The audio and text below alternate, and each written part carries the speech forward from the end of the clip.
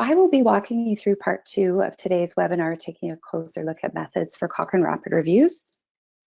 But before we start, I just wanted to take a minute to thank my fellow co-conveners, including Gerald Gartlinger and Barbara Nussbaumer-Street from Cochrane Austria, who are also here with us today on the webinar.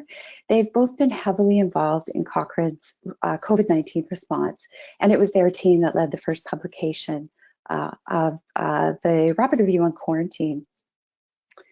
Okay, so in terms of the aims of this section today, I wanted to start by providing some general context for Cochrane Rapid Reviews and give a brief overview of how we developed these methods. And then I'm going to take a very high-level perspective, just in the essence of time, but I will outline the interim methods and recommendations, including use for Cochrane Rapid Reviews related to COVID-19. So I wanted to start by providing some context for rapid reviews. So rapid reviews have emerged as an efficient tool to get evidence to decision makers more quickly and are now considered part of the knowledge synthesis family. There are strong signals of increased use among researchers, policymakers, and other stakeholders in daily decision making.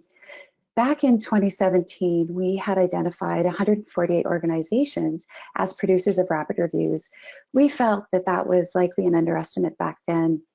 And of course, we're 3 years on now, and that number's likely much higher now. Rapid reviews have also been undertaken by respected national and international health agencies, for example, the World Health Organization, among others. So we know rapid reviews are having an impact, and we have many examples to draw upon.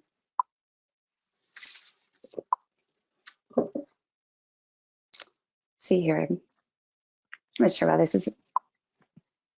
Oh, I'm having some trouble, Chris. So if you click the arrow in the bottom right-hand corner, Chantal, that should move you on. Let's see. Oh, it did. Okay, sorry. Sorry about that. Let's see where we are. Okay.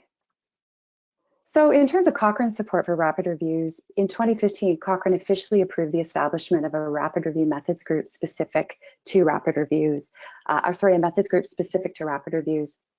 And since that time, the group has become a valued information sharing network for people with an interest in rapid reviews, with over 300 members from 78 countries.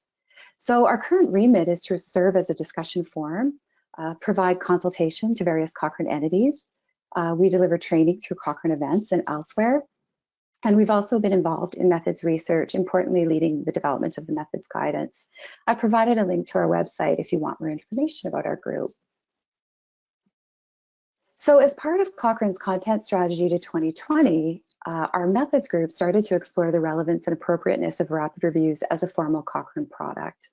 So as a first step, we needed to identify and assess which methods, if any, can be abbreviated to expedite the conduct of a rapid review and when this might be acceptable. So over the past 18 months, we've conducted various activities as part of stage 1 of a strategic work plan to inform the feasibility of Cochrane rapid reviews. So as it would happen, completion of our stage 1 activities coincided with the unfolding of the COVID-19 pandemic in late February, early March. Cochrane's comprehensive response to this really became the catalyst for releasing the methods guidance, although still provisional, really to facilitate the production of rapid reviews to address pressing questions related to this pandemic.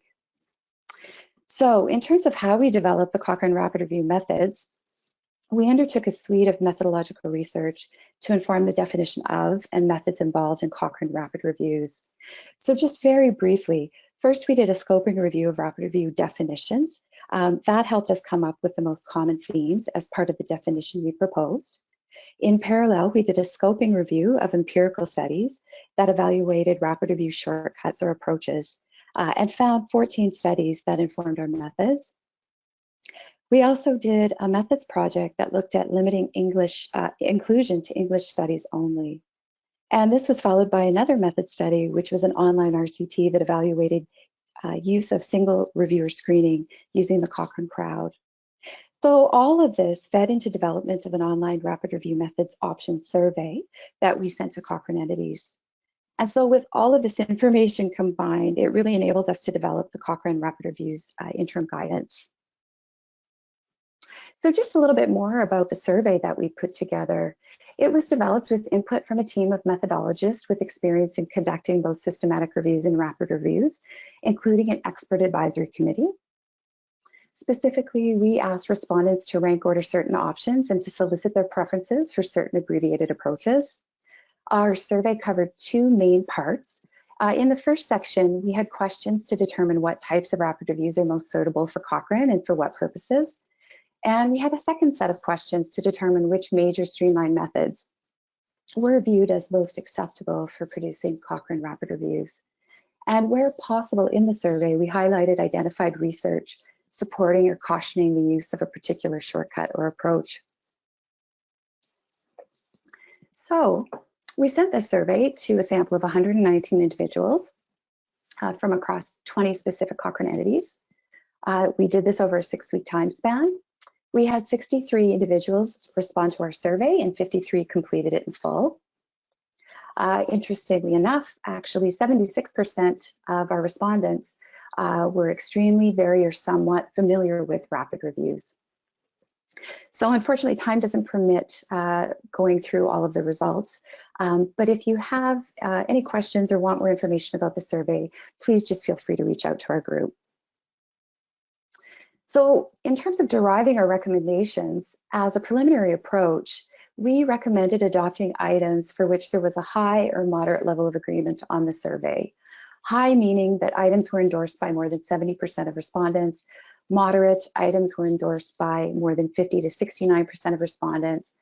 And low level were items that were less than 50%. Also, items that ranked the highest were also put forth for consideration. But it's important to mention that in addition to the survey rankings, this proposed guidance is based on discussions and consensus among the rapid review methods conveners. I think it's also important to say that this guidance is really intended to promote a flexible and an iterative rapid review process that, if need be, can be adapted and tailored to the review question at hand. So in terms of our interim recommendation for a Cochrane rapid review definition, we've recommended that Cochrane adopt the following baseline definition as a start. That being, a rapid review is a form of knowledge synthesis that accelerates the process of conducting a traditional systematic review through streamlining or omitting specific methods to produce the evidence for stakeholders in a resource-efficient manner. Further, based on survey items that were endorsed, Cochrane rapid reviews should be driven primarily by requests for timely evidence for decision-making purposes, including to address urgent and emergent health issues and questions deemed to be of high priority. Looking at the interim recommendations for Cochrane rapid review methods specifically, we start with setting the research question and the topic refinement process. So our recommendation is that you need to involve key stakeholders in terms of setting and refining the review question, your eligibility criteria, and the outcomes of interest.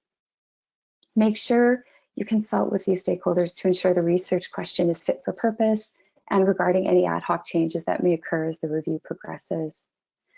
Part of this process is obviously developing a protocol that includes review questions, PICOs, and inclusion and exclusion criteria.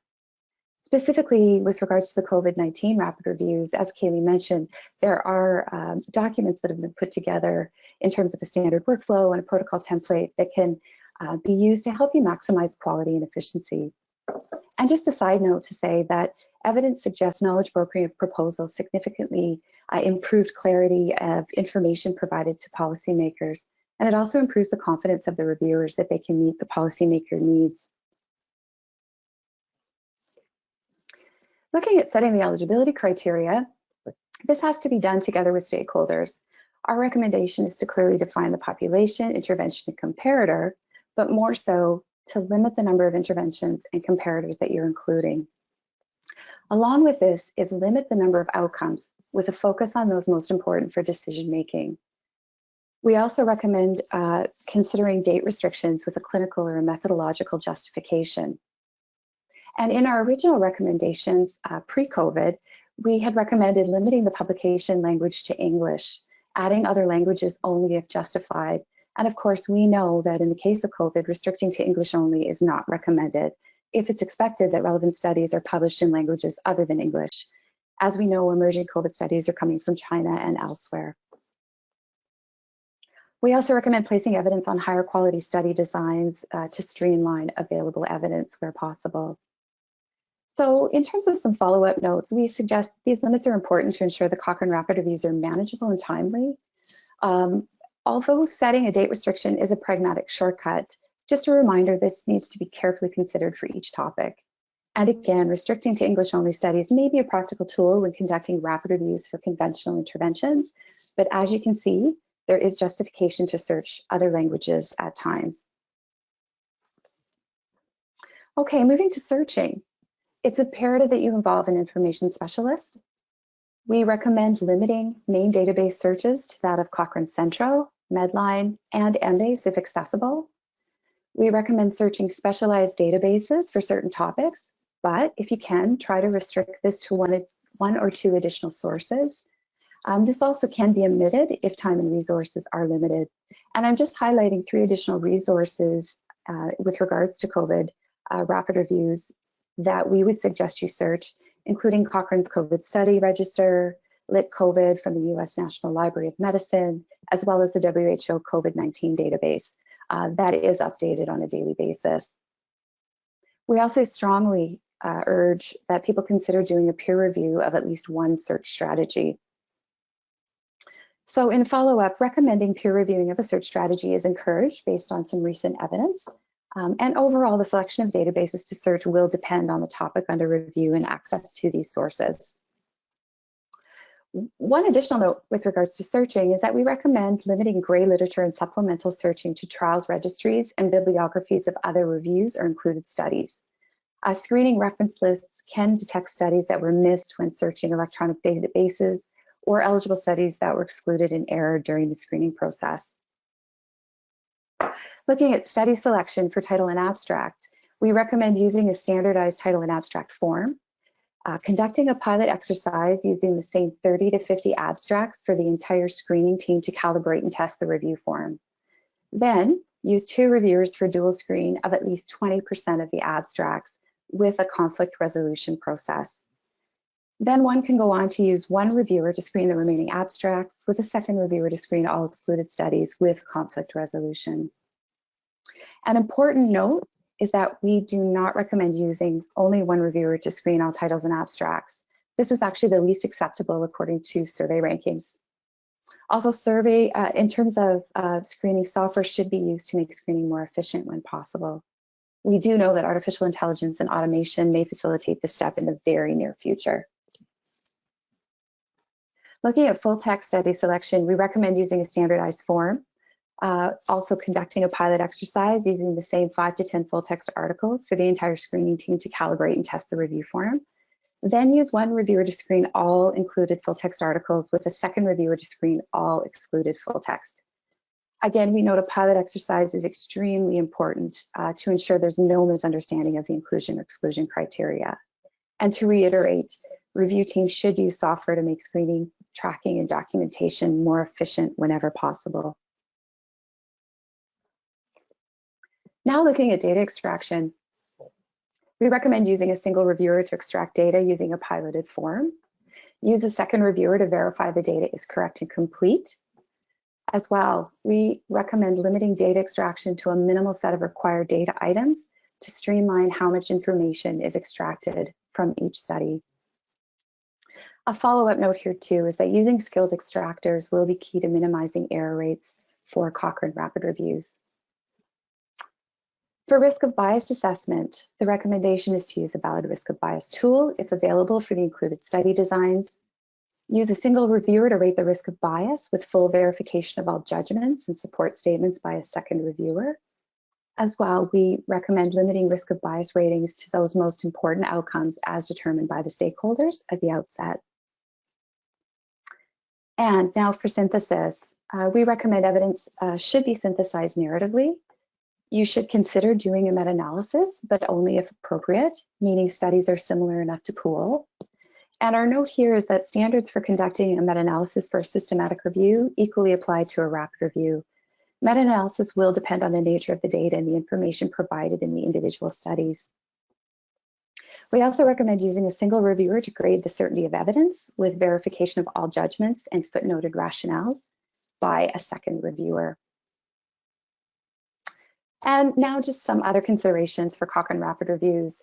As Kaylee mentioned, they should be preceded by a protocol that's submitted to and approved by Cochrane, and there's available resources, again, on the website. The protocol should be registered for Prospero in terms of using Prospero or the Open Science Framework. And again, some instructions have been laid out in terms of expectations for Cochrane authors in terms of the COVID-19 rapid reviews. And again, emphasizing incorporating the use of online systematic software in terms of streamlining the stages of the process. And some of those examples are Covidence, Distiller Systematic Review, and others that are out there. Importantly, methods selected for each Cochrane Rapid Review will need to take into account the rapid review timeline, as we know, which could be 1 week up to 6 months, starting once the protocol details are approved, and available resourcing using a tailored approach. So that brings us to the end of the formal recommendations that we put together, but I just wanted to present some helpful tips in terms of those that are considering undertaking some of this Cochrane COVID work for rapid reviews. First and foremost, again, just to reiterate, consider languages other than English. Otherwise, early studies may be missed. As well, teams need the ability to do translations quickly, have a plan. You may need to call on Cochrane's international community here for assistance. Author teams also should be used to working together and have shared access to and training in the software used. Having teams that are ready to go is most efficient. Also, teams need to be able to work in parallel across review tasks. So it's really important that the project lead is always 1 to 2 steps ahead of the team. And again, online software will help to facilitate this. And it's also important for the team to be able to focus on the rapid review and needing to put all other tasks aside when working to tight deadlines on these COVID rapid reviews. So in summary, Cochrane Rapid Review recommendations are interim guidance. This is still very much a work in progress. Although a formal recommendations process wasn't followed in this case, a strength of this particular guidance was that it was informed by a suite of studies through surveying a wider group of researchers from within Cochrane and discussions with rapid review methodology experts.